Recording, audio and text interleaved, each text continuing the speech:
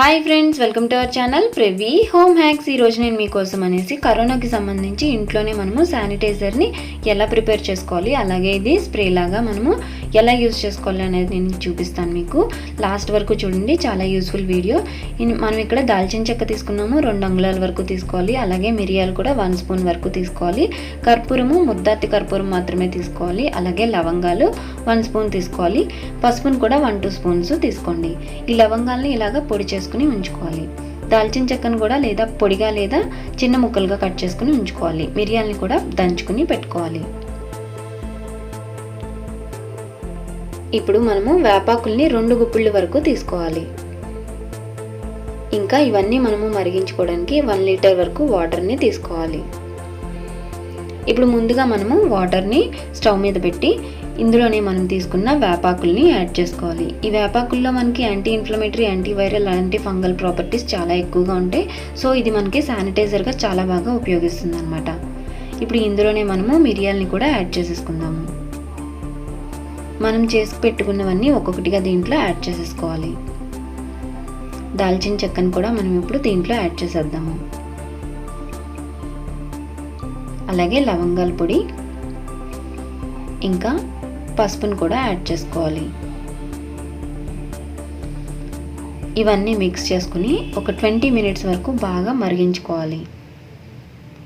ఇందులో ఉన్న ప్రాపర్టీస్ అన్నీ కూడా ఈ వాటర్లోకి మనకి దిగిపోయేలాగా ఒక 20 నిమిషాల పాటు వీటిల్ని బాగా మరగనిస్తే దీని కలర్ కూడా మనకి చేంజ్ అయిపోతుంది. అలాగే ఈ వాటర్లోకి మనకి ఈ ప్రాపర్టీస్ అన్నీ కూడా దిగిపోతాయి అన్నమాట. ఇలా మరిగించుకోవాలి బాగా.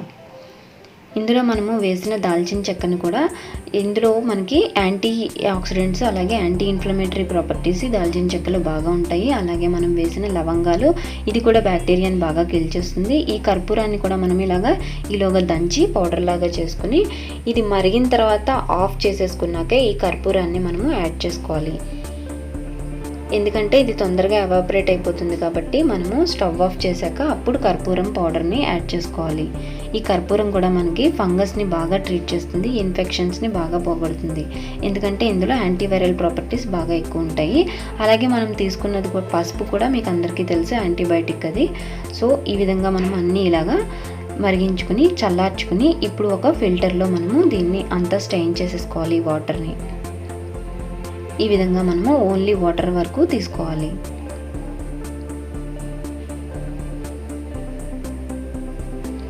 ఇలా వాటర్ తీసుకుని ఇప్పుడు మనము ఒక ఎంటీ బాటిల్ తీసుకొని, ఒక గరాట ఉంటే మీ దగ్గర తీసుకోండి. ఒకవేళ మీ దగ్గర గరాట లేకపోతే కనుక ఒక ప్లాస్టిక్ పేపర్ లేదా కవర్ని ఇలా కోన్ లాగా చుట్టి ఇందులో మనం పెట్టేస్తే బాటిల్లో ఇలా మనం వడకొట్టేసుకోవచ్చు, దీంట్లో వేసేసుకోవచ్చు అన్నమాట అంతా. ఈ వాటర్ని అంతా ఇందులో పోసేసుకుని ఇప్పుడు మీ దగ్గర స్ప్రే క్యాప్ ఉంటే దీనికి పెట్టండి. ఒకవేళ మీ దగ్గర స్ప్రే క్యాప్ లేకపోతే దీనికి ఈ బాటిల్కి ఉన్న క్యాప్కి చిన్న చిన్న హోల్స్ లాగా చేసి కూడా మీరు యూజ్ చేసుకోవచ్చు, బాగా పనిచేస్తుంది. మనం బయట నుంచి తెచ్చుకున్న ఏ వస్తువైనా సరే ఈ స్ప్రే మనము యూజ్ చేసుకుంటే ఇది శానిటైజర్ లాగా మనకి బాగా ఉపయోగిస్తుంది అన్నమాట. ఈ విధంగా మనము బయట నుంచి తెచ్చిన వస్తువులకి, అలాగే డోర్స్కి, డోర్ లాక్స్కి వీటిని బాగా స్ప్రే చేసుకుంటూ ఉంటే మనం చాలా వరకు ఈ కరోనా వైరస్ని మనము అరికట్టచ్చు అనమాట. ఇలాగే బయట నుంచి తెచ్చిన బ్యాగ్స్ కానీ ఇలా కీస్ కానీ వీటికన్నిటికి మనము స్ప్రే చేసుకుంటే ఇది శానిటైజర్ లాగా బాగా ఉపయోగిస్తుంది. మనం ఇలా ఇంట్లోనే శానిటైజర్ని ఈజీగా ప్రిపేర్ చేసేసుకోవచ్చు. అలాగే మనము ఇది హ్యాండ్ శానిటైజర్గా కూడా హ్యాండ్స్ మీద వేసుకుని మనము ఇలాగా క్లీన్ చేసేసుకోవచ్చు. ఇదంతా న్యాచురలే కాబట్టి ఏమీ హార్మ్ఫుల్ అనేది ఉండదు. నా వీడియో మీకు నచ్చితే లైక్ చేయండి, ఎలా ఉందో కామెంట్ చేయండి, అలాగే సబ్స్క్రైబ్ చేసుకోవడం మర్చిపోకండి. Thank you for watching.